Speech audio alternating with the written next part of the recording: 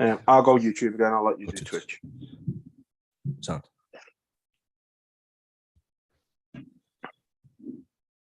We all back. Hello, everyone. Hello, everybody again. Hello, everyone. So, yeah. How's I going? You're going on Twitch. Yeah. So I am on YouTube. I mean, we're both on YouTube technically, but I'm looking at YouTube. So if anyone's got any questions, I will, I'll get them. Kieran will be on our Twitch. So if you've got any questions on that, send them over. Yep. And we'll get the link over to Alex very shortly. But yeah, 2 in a day. How lucky are you? I know. You get to see these faces. So. I know, yeah. Not even 2. It's not even like 2 in a day. Normally for us means like we do 1 in the morning and 1 in the night. But this is 2 in an hour. I know. We work hard, Up in the game. Fucking hell. We've only been doing it 2.5 years and we're only now up in the game. Steady progress. That's how we work. Slow and steady wins the race. But no, we've escalator style. Obviously, this one come out of nowhere for us, but again, we're not going to turn. Thankfully, we have nothing to do in life at the minute, so we're not going to be turning down opportunities. Whatever works for you, then. Yeah. And this works for us, and it works for him. So, yeah. That's how we do. We've got some goals for next year. We've actually planned and everything. I know, it's weird, isn't it? It's scary. Oh yeah, maybe we are getting better at this. Shall we get this thing sent over? Let's get this thing sent over, yeah. So yeah, Alex will hopefully be here in a few moments. And this will be new for us because I don't think we were speaking about this off camera and that. I don't think we've actually ever spoke to a fighter the week of a fight. Certainly not in the UFC or any of the bigger organizations, anyway. Yeah. So yeah, gotta say, appreciate Alex, giving us the time to do this. Literally 2 days before this fight. Literally fitting us in. I say, but we'll fucking happily take it. So yeah, hopefully, shouldn't it be too long?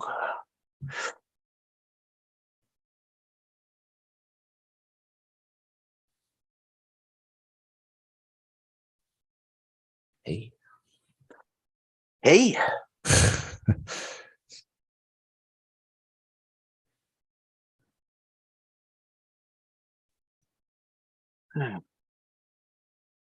Oh, there we go.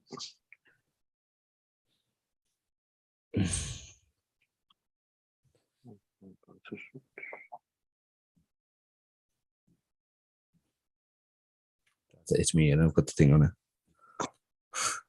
Me notes won't come up. All right. Hello, you okay, mate? Yeah. Good. Right. Yeah, it is okay, yeah.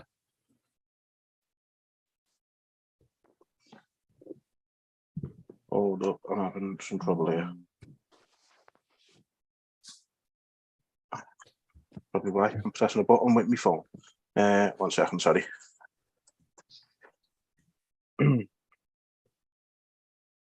Okay, we're good. All good. Right, so here we are. Bruce Leeroy Alex Caceres, thank you so much for joining us. I know it's a busy week for you, fighting on Saturday, so really appreciate you taking the time off to have a chat with us. No problem. I'll let you start this one, Keaton. Sounds, yeah. So sort of going back a bit, obviously you made your UFC debut 11 years ago when you were 23. For you, how would you summarize your career up to this point? Obviously being with an organization like the UFC's, for that long is a hard thing to do. No, I haven't really given that much thought about it, to be honest with you.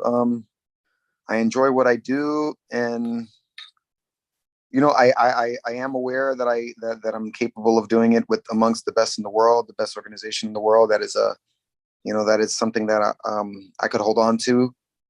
But really, honestly, I haven't really thought about it when I get in. No matter where I was fighting, even before the UFC, when I would just fight, I just wanted to try and it wasn't even about the opponent. It was just trying to eliminate the questions in my heart. So I just fought with everything that I was, every time, win or lose. And I guess it proved to be good.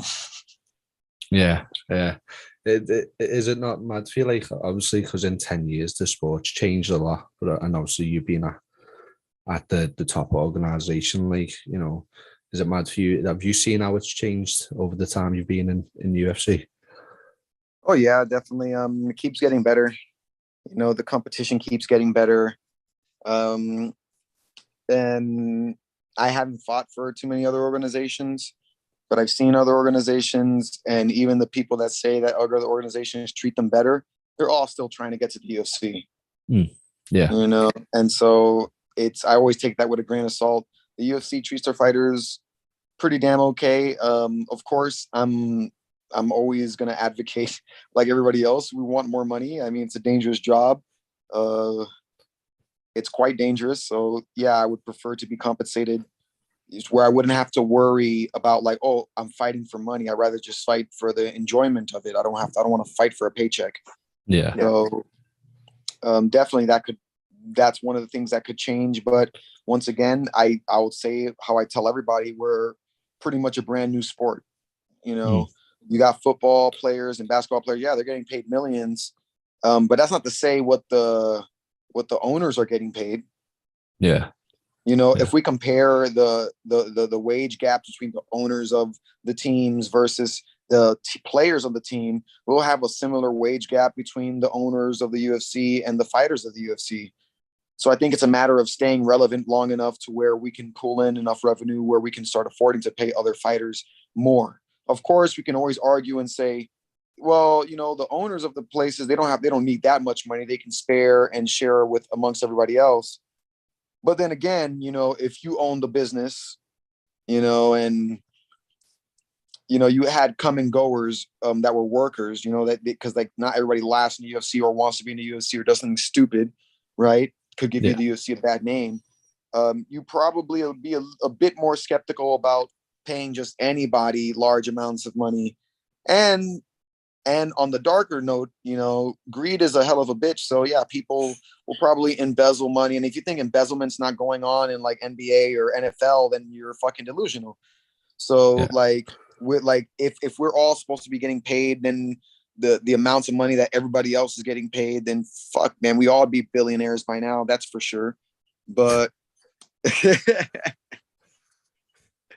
what can you complain about that? I mean, like, and for me, I think we just got to have more airtime. We got to be more relevant as well. And it's a sport. I would like us, if we were getting paid the same amount and inflation wasn't dicking us in the back, you know what I'm saying?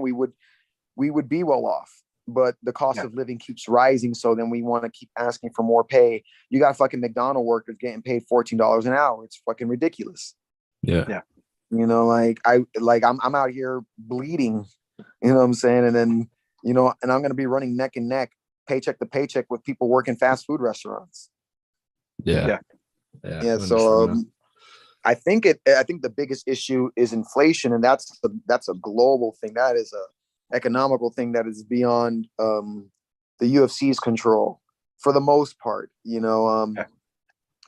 they're going to keep on raising the cost of living, the cost of water, the cost of food, the cost of just housing in general, like it's just, of course everybody's going to feel a little bit shorthanded, but that's not the company's fault. They're trying to make money too. And then when you get used to living a life that's comfortable, as we all should be used to living a life that's comfortable and free, not necessarily comfortable as in there's no hardships, but we should be able to, if I want to get up and go to another country and visit and educate myself, I shouldn't have to worry how much that shit costs. I should be able to be more than enough well off to afford that, especially if I'm working hard every day, really putting my nose to the grindstone.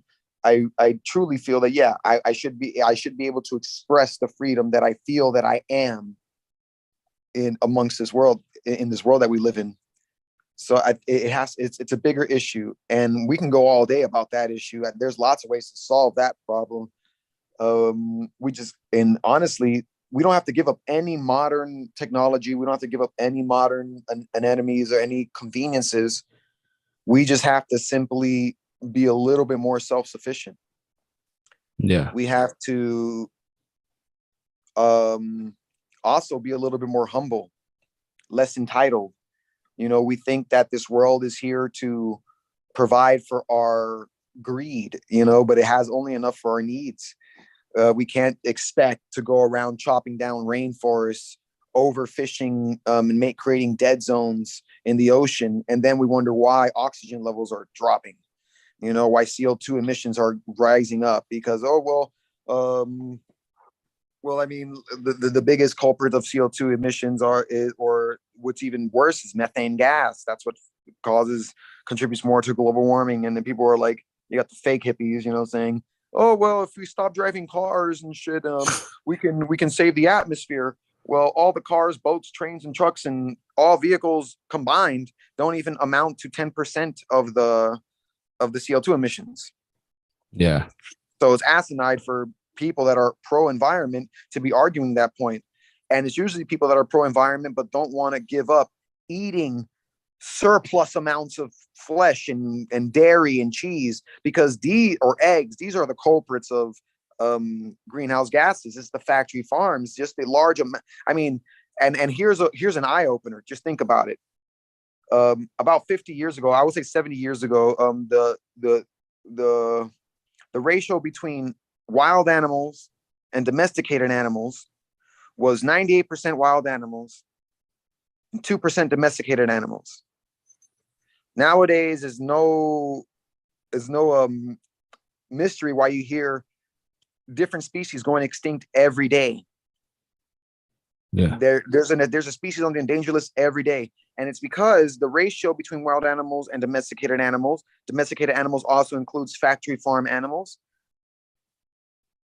Domesticated animals are 98% and wild animals are 2%. So we completely flipped it around. So if we flip the world upside down, there's no wonder we're going to start seeing the shit come out the sky. Yeah. We're going to be like, holy crap, something's going on. We deforested about 2/3 of the world's forests.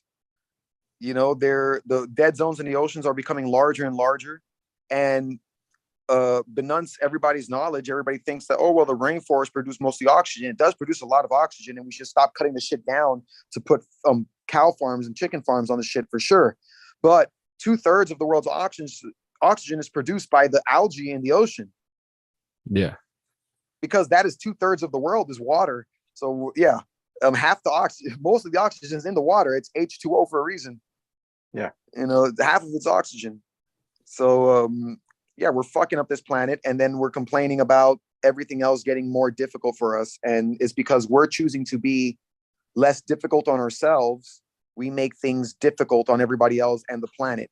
And what I mean by that is we're creating weak people. We're creating people that and it is not to offend anybody, and it is not to paint a bad picture or anything like that. But it's just, I don't believe in fat shaming. I don't believe in body shaming. I don't believe in any of that. I believe we all have the capabilities because being overweight or obese or having excess fat on your body, it is unnatural. If we were living in the wild, bro, you couldn't be that way and get away from a fucking cheetah. It's not going to fucking happen. What I'm saying? You're gonna be the first meal on the menu. And so we're creating these safe spaces for people that don't want to try. Yeah. Now, I don't care if you're fat or not and everything like that. And I've seen a lot of people, and the only times I've seen changes is like we had a lot of, like I used to be on the high school wrestling team. We had a lot of fat guys coming in, trying to lose weight. And, it was being hard on them. It was being strict on them. And they adopted that personality and got it on themselves. And then the transformation was almost in a blink of an eye. Like I would say 6 months, this guy from 230 is at 135 pounds now. And ripped, shredded, confident, like just social. And it's not okay. It's not okay to live an easy life, to let things go by and let the time slip away and not put 100% max effort into your life because you're already all in it, and you're in it once as far as you know it. as far as we all know it. So we gotta try hard. It's like we gotta be overly passionate. We must take life by the reins, and really command our own way of living, because there is nobody else that's going to tell you the truth. Really, they're going to tell you false niceties just to make you feel comfortable because it makes them feel good. Well, I don't give a fuck about that. I'm gonna tell you, hey man, you're a loser, and it's not okay to be a loser. It's time to get better. It's time to get better. Because if I didn't tell myself that, I'd be a loser. I'd be nowhere. I wouldn't be in the UFC. I'd be in jail or dead, honestly. Because if I didn't make that decision at 18 years old, whether it was to be a fucking gang member and a drug dealer versus upstanding citizen and a martial artist who can help train people and help make people strong, then I wouldn't be here. And I had to bring myself down to the lowest possible denominator and check myself there and be like, Alex, you're a fucking loser. You're a fucking scumbag. You're an asshole. You're out of shape. You're shit. You better start doing something with your life, or you're going to live miserably the rest of your life. And I had to have that serious conversation with myself, quite literally in the mirror, to really shake myself out of this traumatic experience that we're all going through. And it's called laziness. It's called lethargicism. It is a traumatic experience when you sit down thinking you're comfortable, but watching your life go by. Your subconscious knows that your best days, your best efforts are going by. Then you become depressed because your soul is depressed and it can't take it anymore. And it starts to reject your own physicality. Yeah. Yeah. I'm sorry, I went on a rant. No, you're okay. It's we appreciate that, insight in that. But I agree with you there. Like, I lost my job like a week ago or so, and I've lost like a routine. You get in a routine of doing things and being in a certain mindset, and then like the past week or so, I haven't really moved, and I do feel that a bit. You know what I mean? Like I'm just sitting here and not doing nothing. I need to try to do something. You know what I mean? It's like you've got to have that sort of fight with yourself and that talk with yourself to try to pull yourself out of it, essentially. Yeah, and they say it. There was an old saying. I don't know how it goes it quite exactly, but it's like when a man has lost hope, give him faith. When a man loses faith, give him something to do. Yeah.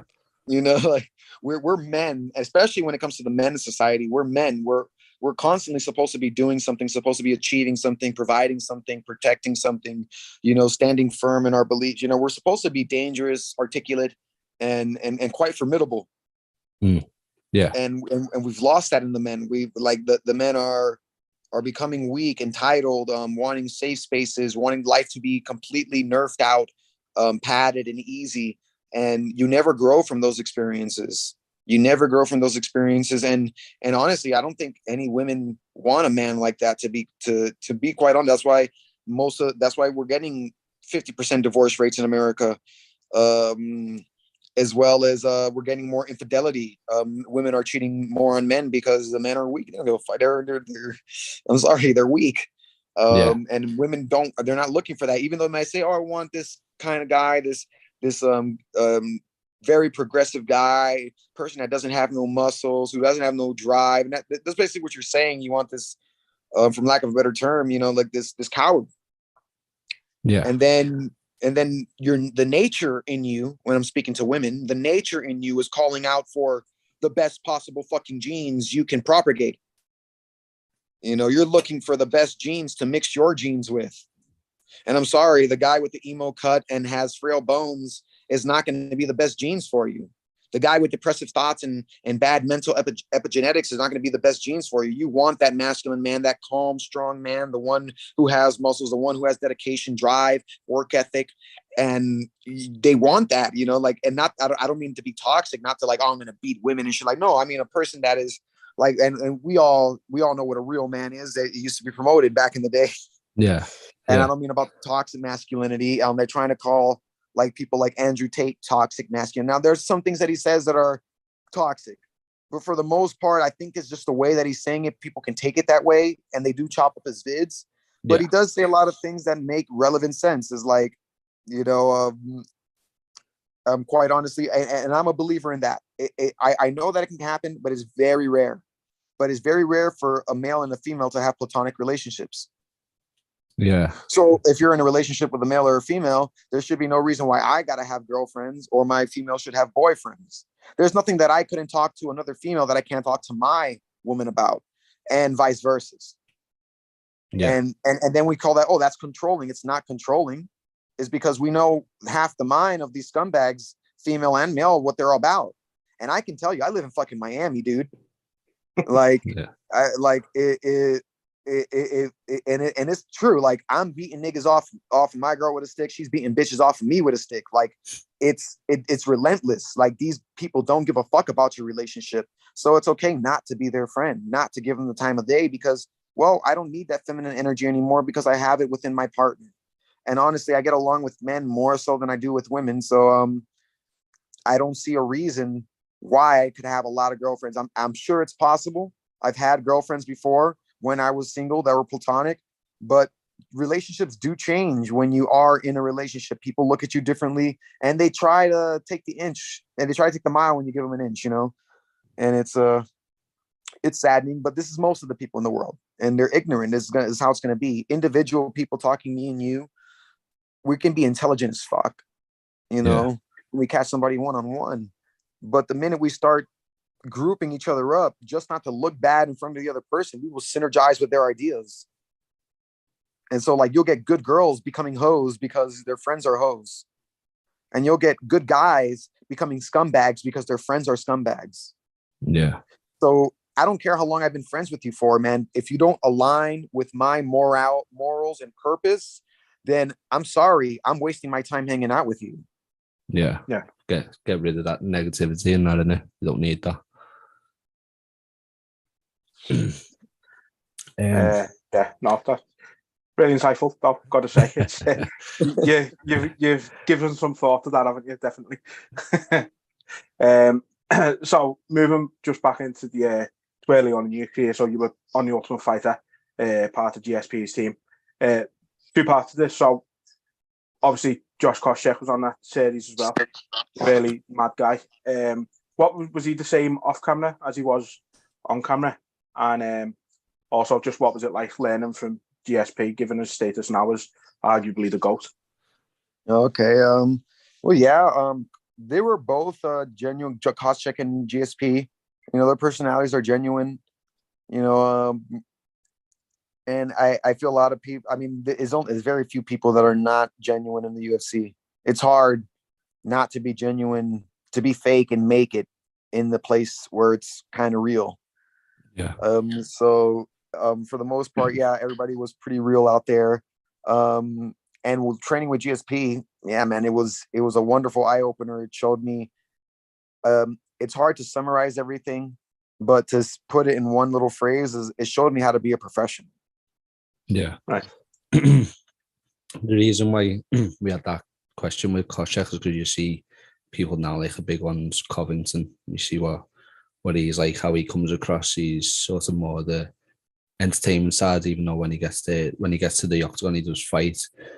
I just kind of wanted to see what Koscheck was like, because he had that sort of persona on camera of being the bad guy, but if it was different when he was off, you know what I mean? So nah, he's I wouldn't consider him a bad guy. It's just the way, like, man, you're a fighter. You're around somebody, you're gonna fight. I applaud you for keeping calm. You know, I can remain calm, but I can understand where it's not.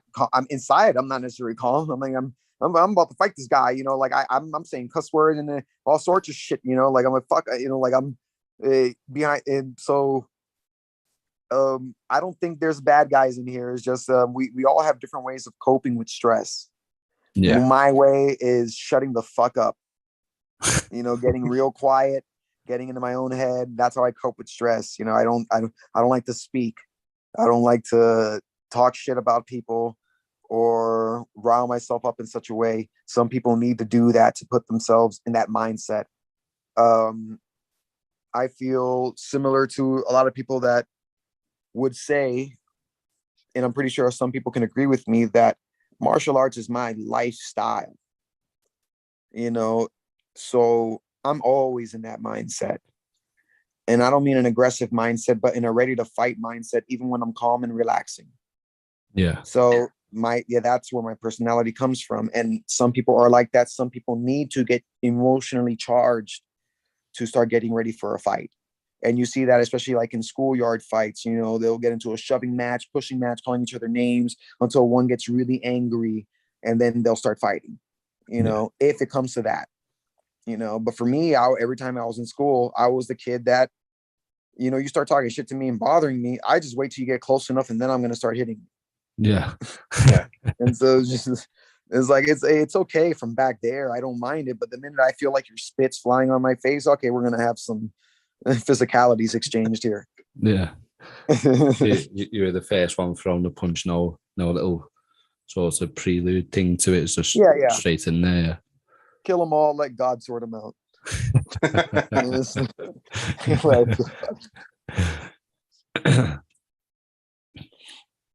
Very good. Yeah, is it me? Yeah, sorry. Yeah, obviously you mentioned there your career in UFC, how long it's been. Obviously you fought at bantamweight, you fought at feather, and you fought at light. For you, like, what do you consider the best weight for you? I love featherweight. I like featherweight. Yeah, it's really good. I feel like I don't cut weight, pretty much not that bad. Yeah. Well, right now, we got weigh-ins tomorrow morning. I'm like 143. Jeez. No, I'm sorry. 149. I got 3 pounds left. I was gonna say. I'm like, holy shit. I need to eat some. But yeah, and I don't feel drained. I don't feel lethargic. I don't feel bad in any type of way. I'm not cramping up or anything. So this has been the easiest weight cut for me so far. Yeah. So I love 145. I feel strong there. I feel fast. 155 was for the show because they didn't have 45 or 35 at the time. So that's why I did 155. Right. Yeah. It wasn't like, I think I'm 155. No, they didn't have any weight classes for me. 135, I had a great run at 135. I felt there was a 2-year streak that I went unbeaten. But the weight cut was 20 pounds, man, 25 pounds. And is that overnight or? No, that's throughout like 3 or 4 days. But look at me, I'm skinny, man. I got to cut 25 pounds out of what? I was dying. I was dying every fucking time. And every time a punch would land, and I was pretty good at avoiding them, but when they would land, my brain would rattle. Now, like I remember getting into a fight with fucking El Toro in Vegas, and we went like toe to toe in the center of the cage for a good 30 seconds, and I felt just fine after that, you know, like. Yeah. So like I definitely know where I'm most healthy at, and I think 145 is going to be the weight class for me. I had a really great run at 145 as well.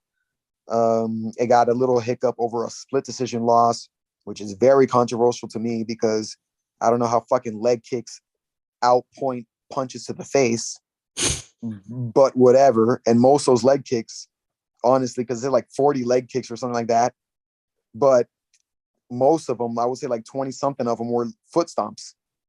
Yeah. I don't know why you consider leg kicks foot stomps. Yeah. Or you consider foot stomps leg kicks. That's crazy, right? Yeah. That's crazy. And then it looks like he kicked me in the leg 45 times or something. I'm like, that's bullshit. He was stomping my foot. And you ask any fighter, yeah, you don't feel it. That's bullshit. That's one of the most bullshit. I mean, maybe for stomping the toes, maybe if you stomp your heel on the pinky toe, you might do some, but I don't know. We kick with our feet. We run into elbows and knees, and we're still kicking with it. You think your little soft heel is gonna? I don't know. It's asinine. And then I know I fucking cracked his orbital. I outpunched him in the body and the head. And I felt like I was more dangerous on the grappling portion of it. But we've been having bad judging lately.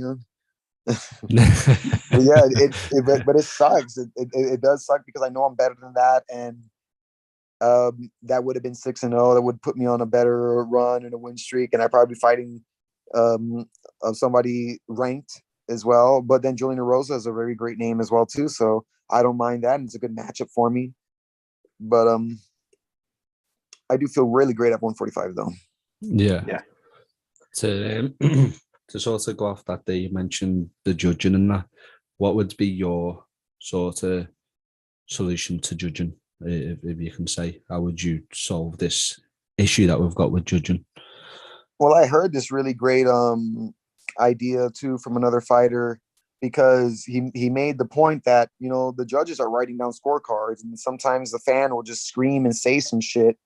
Oh, and then they'll look up and probably see some guy move and think that he did something, or if the guy hits them, and it might even not be devastating at all, but everybody's like, oh my god, oh, it must hurt, oh, it must feel like crazy, and like, even though the guy looks like nothing's happening, like he's hiding it well, and then like they're gonna judge you off of that because of the crowd's reaction. So a guy had an idea of saying, why don't you put the judges?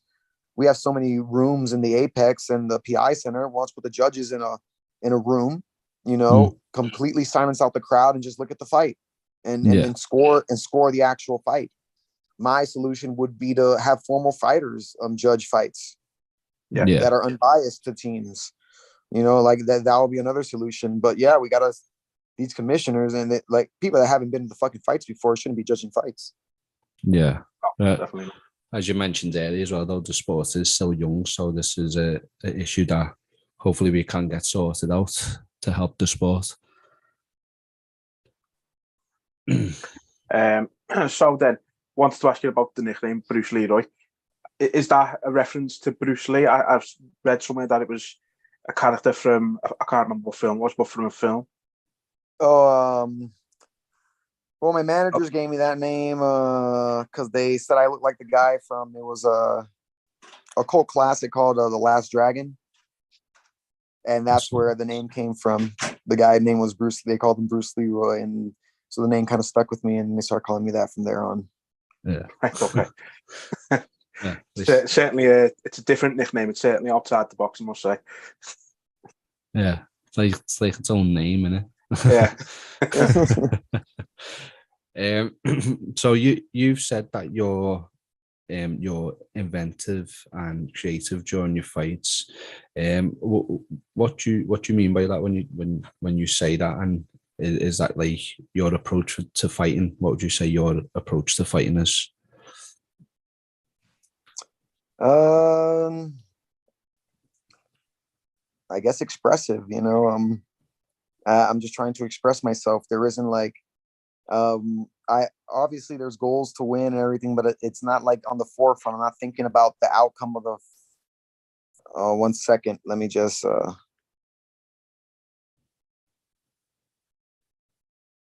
We had someone calling. He's got the link there, so if he needs to jump back on, he'll jump back in.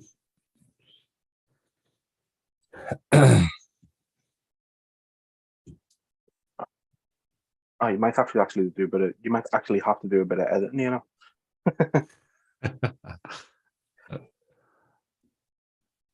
Hey, it is. It's.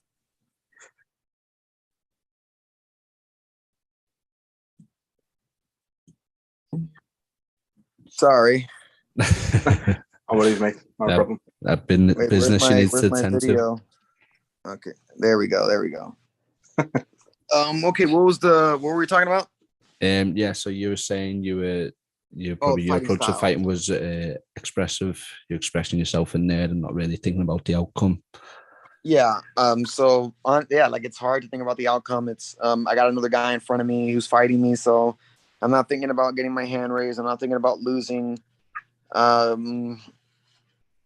I really not really thinking about anything too much. You know, I'm kind of letting it happen. I can't really tell you. I'm not actively trying to be creative. Yeah. I just, you know, if I am, it would be in the gym, and then it will come out expressively in the fight. Yeah. Okay. You're just trying new things, and then if they come out in the fights, that's just what it is, sort of thing. Yeah, and I don't even consider them new things because I feel like I'm doing regular stuff. Yeah. I'm just doing them in a different way. Right. Okay. Like from a different angle or a different position. And so it looks very fancy sometimes or new, but it really isn't. It's just there's my way of explaining it to some people that when I'm teaching and stuff like that, we live in a 3-dimensional world. Yeah. So you're used to seeing, but when we're fighting, everybody's used to seeing things done on a 2-dimensional plane. Yeah. So, and when we're talking about angles, we're usually talking about angles on a 2-dimensional plane, like taking angles on the floor. But we live in a 3-dimensional world, so we have 3-dimensional angles that we can also take. So applying just that idea to your strikes or submissions, you can make slightly different variations of all the moves you already know. Yeah. Yeah. Makes sense. Good way to put it. So you mentioned a little bit about your upbringing and things like that. And from what I've read, you had a really, quite a tough upbringing. A lot of people would struggle to overcome some of the things that you've been through. How important was learning to fight for you in being able to overcome some of them things? Well, learning. Oh, sorry. Jesus Christ. People are trying to call me today. Okay. Well, learning how to fight definitely helped with overcoming all those adversities. Especially growing up in the neighborhood, where I was growing up, getting into as many fights as I have, being able to defend yourself did come in handy. I would say more being honest with yourself. I think that's the biggest issue when we're trying to rise up out of traumatic experiences or rough places or times in our life, is being honest with ourselves, because most of the time we're the root of that problem, especially the way that we're looking at a problem. We're usually the root of that problem. So when we solve ourselves, we can solve the problem. And a bit like, and it was something that I heard I think it was last night, it was scrolling through Instagram, and he was talking about why people become dangerous, why people act as if they're heartless or they got no emotions, is because there's so much in their emotions. They're so hurt in their feelings that now they're gonna express themselves as if they have no feelings, but the actions that they're performing, which are hurting other people, shows you that they are in their feelings. Yeah. So a lot of the necessity to look tough, to be hard, and to be strong because of where you came from or what happened to you, and covering it's a cover up of really deep emotions that we're feeling. And if we're honest with ourselves and get a good cry in, then we can actually see ourselves in a more truer light than we would usually see ourselves. We will paint people, and we know this, people with the biggest barks are usually the most fearful people. Yeah. Yeah. And so if they act, and so people that act like they don't have emotions are usually the people with the most acute emotions. They're just so hurt, and when they do get hurt, they feel like, oh, if I cover it up, they won't be able to penetrate that place anymore and hurt me again. Yeah. And it's false. It's false, because you start to bury your humanity, and that hurts even more. Yeah. Yeah. It's almost like it becomes a habit of bottling things up and then reacting in that way. You mentioned earlier, so you said about being honest with yourself, you mentioned earlier, these days people are too comfortable. Do you think that's where people struggle because of how easy things are? They struggle to be honest with themselves. In this of course, is they struggle to be honest with themselves. I'm being honest with, what being honest with myself led me to be 100% vegan. Now, I had to be quite honest with myself. Would I take the knife to the animal's throat and slaughter the motherfucker every day just so I can have a piece of meat on my table? I wouldn't like that very much. Yeah. I got puppies. I got, cats and shit, that if they were considered food as they are in some other countries, you would never take a knife to your dog and, dissect them, cut out pieces of steak and cook it down. Like, oh, that was delicious. I can do that. No, you'll be considered a psychopath. Yeah. Okay. And then we have this, and then being honest with ourselves, like, for instance, what's the art? How many times you hear the argument? Well, I eat meat because I'm a hunter. Yeah. Yeah. Right. Okay. Well, hunters don't eat things that are already dead.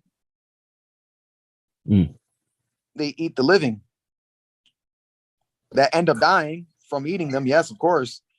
But they hunt the shit. They work for it. That's one. Yeah. We don't work for it. It's delivered to us. It's wrapped up in a nice package with no face on it. Yeah. So then we don't even have the connection or remorse towards it. And if you saw the conditions of the animals in factory farms, you'd be like, holy fuck. I'm going to go only grass fed. And grass fed only means they let them outside for a couple hours out of the day. Yeah. So it's still a prison yard. Cage free chickens just means that they have a bigger cage. That's honestly what it means. So, and then you would say that your dog and your cats or your pets, whatever, even if you had birds and like, they share emotion, right? They share affection, correct? Yeah. Yeah. Okay. And then, and this is going to get a little bit more scientific. We're going to get into some research here. And then we got to understand that every emotion is a chemical compound that is released by our pituitary gland and absorbed in our cellular function of our body. That's why when we feel an emotion, we literally feel it in our body because our cells are feeling it. Yeah. So if animals share the same phenomena, then we wonder why. We can't wonder why. If we're eating misery, death, fear all the time, we're living in such a state of mind. Yeah. I get you. So you could, the energy is transferred over from them being subject to that. Yeah. And then once again, you're not living like a hunter. You're living like a scavenger. Only scavenger eats dead things. Rotting things. Things that are not fit for consumption, literally. That's why we have to cook the meat to eat it. We can't eat meat raw. We would get sick. Yeah. We'll fuck ourselves up. We have to cook it to make it slightly bearable for our bodies. And then if we overeat the meat, we get cancer cells growing, all sorts of problems in our body.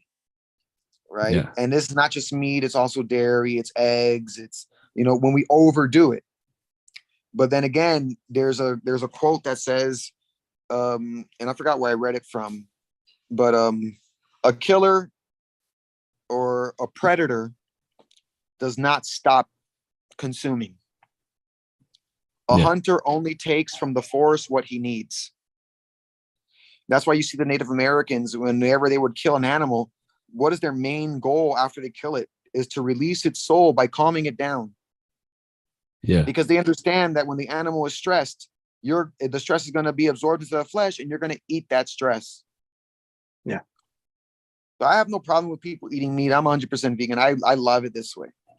But I'd say then go hunt for it. And if you hunt for it, I guarantee you can't eat it every day. You can't eat it 3 courses of a meal every day. And if you hunt it as if you were in a tribe, then you have to share it with everybody else in the tribe. So the portions you will be eating would be substantially less. Yeah. And it'll probably be a lot better for you. But then, so we have to be honest with ourselves and start acting like humans. Because right now we're acting like, I don't know what the fuck we're acting like, but it ain't human because we shouldn't be eating as much as we're eating. We shouldn't be fucking up the earth as much as we're fucking it up just so that we can eat whatever the fuck we're eating. Like that's what's crazy to me. Like just to please the palate, we would turn a blind eye at the earth being lit on fire, quite literally. Yeah. Yeah. we're like, it's crazy. And then we're like, oh, but I love this planet. And just fuck you. You're a liar. You're a liar. You don't love this planet. You love yourself. You have a fish love. You ever heard that saying? Which a fish love, was it? Fish love, right? If people say, oh, I love fish. No, you don't love fish. If you love fish, you wouldn't pluck it out the water, watch it suffocate, gut it open and eat the motherfucker. You wouldn't do that. That you just love the way that fish makes you feel when you eat it. Yeah. So it's the same thing that we have a lot of times with even relationships. We don't love the person. We love how that person makes us feel. And the minute that person has an individuality, we begin to start resenting that person. Like, hey, you're not making me feel the way I want to feel. Well, that's not love. Yeah. If you love something, like if you love the rose, you wouldn't pluck the motherfucker because it will cease to be the thing you love. You would water it and watch it grow. Yeah. And right. Yeah. So same thing with this world. I love this world, so I'm gonna put some chains on it, and I'm gonna make it I'm gonna make it run the course that I want it to run. Well, the world has been here longer than you, and it knows better. It knows where it wants to grow, how it wants to do things, and it's asinine that you, in one lifetime, think that you know more than what this earth has been giving us for centuries, for millennia, for billions of years. I mean, it's intelligent design. There's a reason why when you open up carrots, they look like irises, and for some reason they got the vitamins that are great for your eyes. You know, kidney beans look like kidneys, and they're great for your kidneys. And grapes look like the capillaries in your lungs, the air bubbles in your lungs, and they're great for your lungs. You know, so like this world is designed intelligently, and usually the food is going to look like what it's good for. Yeah. What does meat look like most of the time? Brains. Meat. Flesh, extra flesh, dead flesh, you know, and then what is it going to give us? Flesh, more flesh, you know, and then also and then here's some esoteric science that like and this is mind. Oh, we're good. This is mind you of more theoretical science, but it makes sense because we're putting it together, right? So people are doing a lot of stem cells lately, right? Okay, and where do they get the stem cells from? They get them from the blood, or they get them from the bone marrow, or they get them from the place that has the most amount of stem cells. Fat. All right, that's interesting to me. That is always interesting to me. What are stem cells for? I'm not thinking about stem cells. I've heard of it like creating more of your body, whatever it needs to heal, or make more flesh of. Like it's the building block of creating more, whether it's muscle, bone, or you call it, you name it, right? Yeah. So now, why do you think fat has the most stem cells in it? Because it's brand new flesh. Right. And where do you think these stem cells are coming from in order to create this more flesh? They're coming from your bone marrow. They're coming from your blood, which is why we see that people that are overweight or obese have highly acidic blood and more bone fractures and less bone marrow, more fat in their bone marrow, because it has to come from somewhere. You know, there's always an equivalent exchange. If we put more of something in one place, there's going to be less of it somewhere else. Yeah. It's interesting. Yeah. It is. Well, you mentioned that you're 100% vegan now. I read when we were just looking up about yourself that you didn't claim to be a vegan, but you watched the documentary Forks Over Knives, I believe, is it? And like you cut out dairy and processed meat from your diet. So when did you sort of say I'm a vegan? When did that happen? Well, like I said, even now, I don't like it's just a term that we're using. You know, I don't like to call myself vegan. I don't think there should be a term for that. Yeah. You know what I mean? I know we've been eating, there's been various diets over millennia that people be eating, but I think it's the human way of eating. I think I'm just normal. I don't want to consider myself plant-based or vegan or anything. I just think that my eyes see color because I'm able to see the more ripening fruit on the tree and the berries in the bushes. That's why predators don't see color. Hunters don't see color. They just need to see movement. I have a long, bumpy digestive tract, and that's to excrete, to extract the most nutrients from plant-based material, same as gorillas do. Yeah. You know, which are some of our closest relatives. So, if the teeth that we have, you know, most of them are flat, molar-like for crushing up vegetation. It really gives us, it does no justice for us for eating meat, you know? And when we look at the carnivores, body makeup. They have short, smooth digestive tracts. They have more sharp teeth in the back, you know, and their fangs are curved in so that the prey, what they catch, won't get away. You know, where if you see like a gorillas or apes, they're more like straight down, like it's just strictly for fucking you up. Yeah. You know, because they're eating bananas and shit, and they're some of the biggest, strongest motherfuckers too, and they're frugivores. I believe we're frugivores. I believe we function the best, you know, eating a very plant-based diet, because plants are the only things in the world that have micronutrients. Yeah. You know, and we need micronutrients for every little fucking function in our body.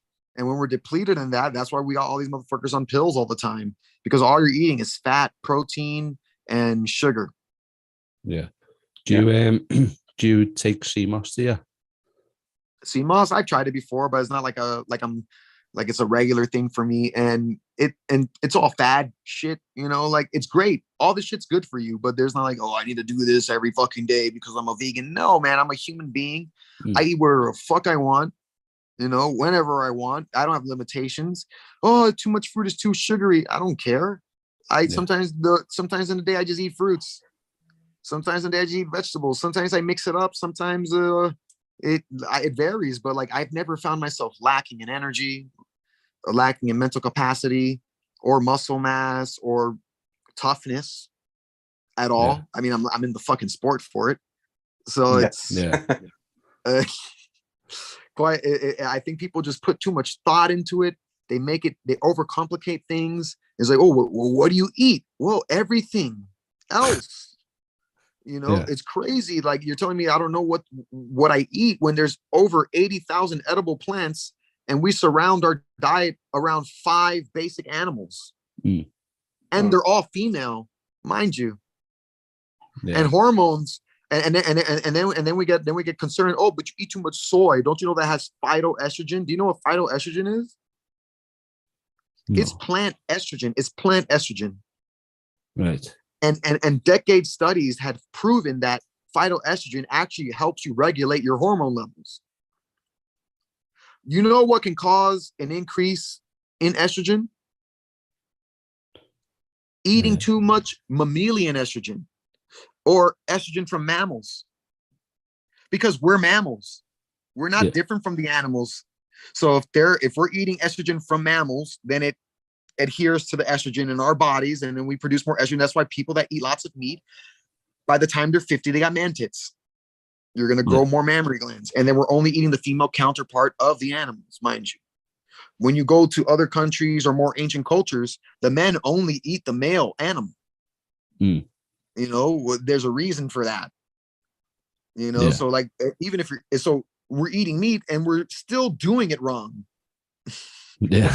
There's even a right way to eat the motherfucker. Like, it's crazy though, but it's and we're still doing it wrong. And then people are just combating the science. And then I hate people like, oh, well, and I get a lot of flack, you know, being a vegan person that eats plants, you know, like, I had so many people come online and just like, oh, but you're going to be weak. It's bad for your body. You're going to feel it soon. And mind you, I'm in the UFC for 10 years as a vegan. Yeah. And fuck, man, I don't know when I'm supposed to die. It must be any minute now. and I don't know how I'm winning fights at all. You know, I don't know how I'm beating these guys that eat meat, because just for the fact that they're eating meat, they should just overpower me. Yeah. And you know, like we go on all day about this shit, but like it's a silly argument. It's a silly argument, isn't it, when you look at it like that? You know, because you eat meat, you should be able to overpower you because you don't. It's like that's not how it works, and it's just. And then when it doesn't happen, and when I'm on this fighting win streak, or if I'm winning fights, then these guys never come and talk to me again. Well, come and talk to me again and tell me how that was just luck, or it was just a fluke, you know, or you know, something like that, or like. But it's crazy. But then that's what I mean about we're not being honest with ourselves. Yeah. Or to each other. We got doctors telling us that we got to eat red meat and shit. Yeah. And then the doctors that are telling us this are fucking out of shape. Why am I going to believe you? Yeah. So why am I going to believe somebody that is not in as good health as me to give me health advice? Why would I listen to poor people about making more money? Why would I listen to unhappy people, miserable people about being more happy? Yeah. So what the fuck are we doing? I mean, and they always say as well that like plants and that they have like you can basically be healed by like plants and that, can't you? So that's another aspect of it. Yeah, there was that. I don't know who. I think it was on Forks Over Knives, but it was that there was a lady that she went to so many different doctors, and according to all the doctors, she had an incurable cancer. She went to Mexico and did the Gerson's therapy, which is a complete holistic, whole foods, plant-based diet. Yeah. The cancer disappeared. Yeah. And these mutations come when we're living out of sync with nature. That's when we become ill. That's when we become diseased. Yeah. Is when we're living out of sync with nature, and the disease and the illness is not limited to the body. A lot of it's up here. Yeah. A lot of it's up here, and it's deep within the seat of the soul as well. Yeah. In yoga, they say food is divided up. When you eat it, is divided up into 3 parts. The grossest part of the food is excrement, is released as excrement. Yeah. The better part of the food becomes flesh. Yeah. And then the best part of the food, aligns you with the Most High in that sense. You feel the energy. So it goes from what we throw away, physical and metaphysical. So we shouldn't be eating dead things. That's one thing. We shouldn't be eating dead things, because if that was the case, then I would kill my vegetables, make sure they're dead first and don't have any electrical life in them, and then eat them, and I'll be eating rotten fruit, and that would just be disgusting. Yeah. And we don't necessarily like the taste. And I can make a bet with you. Take any meat and boil it in water, and then eat it with no seasoning. Yeah. You're not going to like it. No, definitely not. You're not going to like it at all. So even when you put salt on it, that's a mineral. When you put pepper on it, that's a plant. When you cook it on a wood fire, that's wood, charcoal taste to the meat. It's never the meat that tastes good. It's the plants that you cook it with that taste good. Yeah. Quite honest. That's what it is. You want anything to taste like a taco, you put cumin in it. Yeah. No, makes sense, doesn't it? Like, on your steak, on a steak, you'd always put a bit of salt and pepper. It's like, yeah. Even that will transform anything. You put salt and pepper on some broccoli, it tastes fire. Shit, that's why England went across the freaking world to take salt and pepper from third world countries.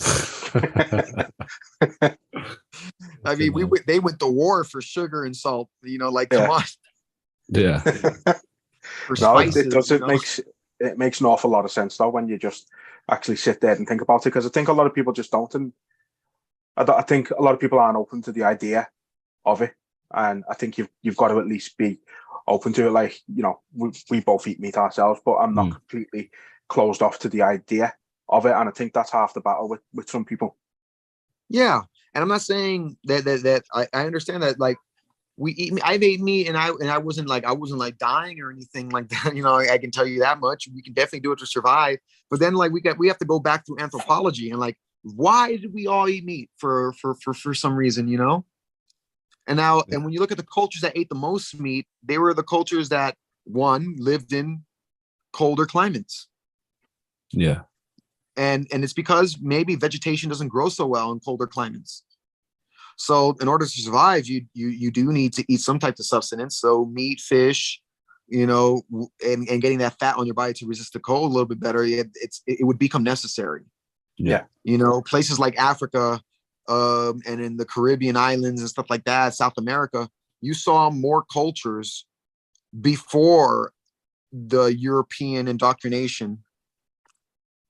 They were mostly plant-based. They were all pretty much plant-based. A lot of them were just straight plant-based. A lot of tribes in Africa, attributed their beauty and their physical prowess to not eating meat, to just living in a higher moral state of mind. Like I don't have to put my dominance over anybody else. I don't feel that in that way. And you can see like it's slowly taking you away from a predator or bully mentality. Like I'm not better than anybody else. Everything is me and I am everything. Therefore we all rise together. Yeah. So to come back a bit then, so obviously this weekend, 2 days, you'll be obviously coming in off the back of a loss, but before that you're on a 5-fight win streak. How confident are you sort of going into this weekend? You know, you're like fueled and that and ready to go, but how confident are you coming in? I'm confident. I feel good. I feel good about my camp. I feel good about the fight.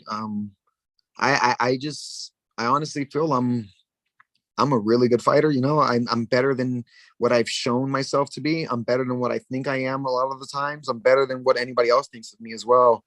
And I know the proof is there. You see me fight with everybody. You see me toe to toe with a lot of really great guys, and nobody, I don't believe, has like just straight up bummed me and outclassed me. Yeah. You know, like I'm gonna give you the run for your fucking money. I've been caught before, early in rounds, but like, yeah, anybody, even the greatest, have been caught before. But I'm not attributing that. I'm talking about like a full-on fight. We get into a fight. I've never bitched out. I never like felt like I was outclassed, you know. And if I did lose those kind of fights, they're gonna end up coin tosses in the air. So I know that I'm good enough. And even though I know it, it still takes believing in it, which I don't know if it makes sense. I know it, but to believe in it, it's a whole different thing entirely. And that's where I feel like I'm coming into terms with. Yeah.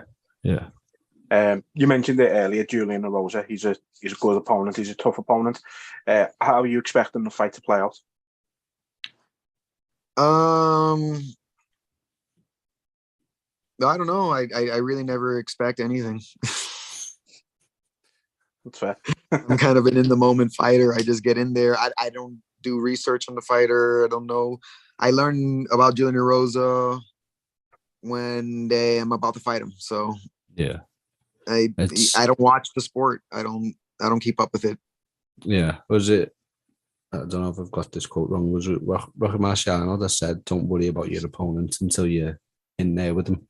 Essentially, it was something along the lines of that. I don't know if it was him, but I don't know who said that. But yeah, man, I totally agree. I'm an overthinker, so if I start thinking about it now, yeah, I'm gonna rack my brain with a lot of stress that I don't need. So, and they're just men. We're all just men there. It's not like I'm fighting a monster. I'm not fighting a tiger or anything. It's not gonna maul me. I'm not gonna die. So that's one fear I can chalk off the board. Yeah. And then I can go in there and fight with a fuller heart. Yeah. My friends are still gonna like me. You know, my family's still gonna like me after the fight. And oh, you're a disgrace. And if they are, then fuck them anyway. But I'm pretty sure they're gonna like me still. So. Yeah, definitely. No, it's a good approach. It's like you say, especially if you're like an overthinker, why do that to yourself? So it's a good approach. Life is long and life is big, man. And honestly, like I love what I do, but it means absolutely nothing. Yeah. I mean, what like aside, I feel like interviews, podcasts means more than actually fighting. Because when I'm fighting, I'm just entertaining some drunk people in the crowd. You know? What is it that you feel like the interviews and the podcast are more important? Is it connection with people? Is it Well, I quite honestly think that fighters are some of the most wisest and intelligent people in the world. Yeah. I don't think you cannot. I don't think you can't be. You can't be wise without being formidable. Yeah. You know, you would have to be able to withstand those hard times of life, come out of the shitstorm clean. Then you can speak on it. You know, you can be like, oh, well, I've been here before and I've been in darkest moments, and that's why I can speak through the light. And so I think it helps. I think it gives us perspective on what we need in this world, which is real men, warriors. We've lost the warrior spirit. Yeah. People don't fight for their beliefs. They don't fight for their dreams. They don't fight for their women. They don't fight for their children. They're letting schools in America, choose genders for kids now. And like, bro, like, and then if you try to, but then again, it's also implemented to the laws. If we try to fight back, then it's easy to get canceled. It's easy to get, so like, but at the end, you got to say, fuck all that shit. It's your life. People are going to talk shit about you anyway. They're going to hate on you anyway, no matter what. If you're doing it right or doing it wrong. Yeah. You better just stand for yourself, even if you're standing alone. And rather than with the crowd, man, you're going to end up miserable, man. That look at all these people with these fake ass movements are ending up miserable as shit. Yeah. And it's crazy. It's crazy nowadays the way that the way it's happening. We need to bring strong men back into society, not to allow this shit to happen. So you can't smoke cigarettes and you can't drink until you're 21, but an 8-year-old can change their gender. Yeah. So you can become impotent, infertile, just because you were influenced by a grown-up that you're not a boy or you're not a girl, and that you can be another gender and change. So we allow these people to do that, but we don't allow women to get abortions on their own if they want to. But we'll let a kid cut off his penis or destroy her vagina to get another reproductive organ that doesn't work. Yeah. That's crazy. Now, if I was a parent, bro, you're not fucking butchering my kid. You're not going to influence him to butcher himself either. He's a child. He doesn't know what he's talking about. Yeah. That's why we have an age of consent for sex. Because females and males at a certain age, they don't know what the fuck they want. Yeah. They have hormones, but they don't know what they want. Yeah. So how the fuck is an 8-year-old going to know if they want to be a boy or a girl or not? Yeah. A lot of it is just through what they hear and what they see. You know what I mean? I've got 2 boys myself, and they're in school, and there is that aspect of it of them trying to teach that me boys something I don't want them to learn about. Or not really learn about it, but not now. I yeah, exactly. I want to be able to teach them about it when they're older, when they can make those decisions. Yeah. But then again, it's not the place. Yeah. Anybody's sexuality should be kept behind closed doors. It's a private matter. So it's crazy how a drag queen can go to a children's class and talk about switching genders, how to masturbate other people. Yeah. If a straight man went up to an 8-year-old kid and told him how he fucks his wife. Yeah. Everybody will be in an uproar. Yeah, he's a pedophile. This guy's a fucking creep. Hey, put him in chains. Yeah. But we're literally looking at a fucking man that dresses like a woman talking to kids about sexuality. Yeah. And it's because at a certain age they're meant to learn it in school, aren't they? But that's at a certain age. You know what I mean? It's not when they're babies, essentially. Like, yeah. But even as grown-ups, like if I come up to you as a grown man and I just talk to you about all my sexual adventure, like it's not appropriate. Yeah. No. Yeah. So sexuality in general should be private. That's all it is. So I don't care how you identify yourself. I don't care what you're into, what you like. Keep that with your boyfriend or your girlfriend, whatever it may be, or your non-binary friend, whatever the fuck you want to call yourself. Keep that shit to yourself. Yeah. Because then I should be allowed to go around like, oh, straight pride, you know what I'm saying? And shit like that. And like, oh, well, man, I was out with these chicks last night. And like no one wants to hear that. Nobody wants to hear that, whether it's from a straight person or from a gay person or LGBT, whatever the fuck persons they want to be, and then the whole pronoun fucking thing. It's ridiculous, honestly. Like it's becoming like the culture that we're getting into. It's becoming like restrictive. Where's freedom of speech? What happened to that? Yeah. And there's like, we got to eliminate the bullies. Well, bullies make people strong. Like bullies, there's a reason why there's adversaries in this world is to test our grit, so that we can become stronger. Yeah. You know, not everybody you fight with is your enemy, Mm. and not everybody that's trying to help you is your friend. Yeah. Yeah. It's true. Yeah. So these people that claim that they're trying to make you a better person, you know, being more sensitive to people's pronouns and crap, like it's bullshit. I don't want to have to overthink my interactions with people. Yeah. If I'm a nice person and I have great intentions and I'm doing nice things, what the fuck? Like me calling you she because you look like a she should not fucking matter. Yeah. And if you want it to matter, then you better make your physicality look like the gender you want to look like, and then maybe I won't make that fucking mistake. Yeah. Yeah. You know, but it's just, yeah, I don't. It's very. It's crazy times, mate. Is what it is. Yeah. It's madness, mate. Yeah, and then you got to be that sensitive that like everybody's got to play your game. Then what if I say I identify myself as the best in the world, as a god? You know what I'm saying? And if I identify myself as world champion, and if Dana White doesn't give me my belt, then he's a bigot. Yeah. How would that even make sense? That's what you're basically saying. Yeah. You know what I'm saying? Like it's like I can identify as whatever the fuck I want, and if you don't treat me as such, then I'm gonna raise hell. Yeah. Fuck it. But there's a reality. I can identify as myself as a champion all I want, but until I win that belt, I'm not a champion. Yeah, true. You know, like there's truth, and there's a fantasy that we live in. And there is subjective truth, but then there's an objective truth. There's a truth that you can't deny.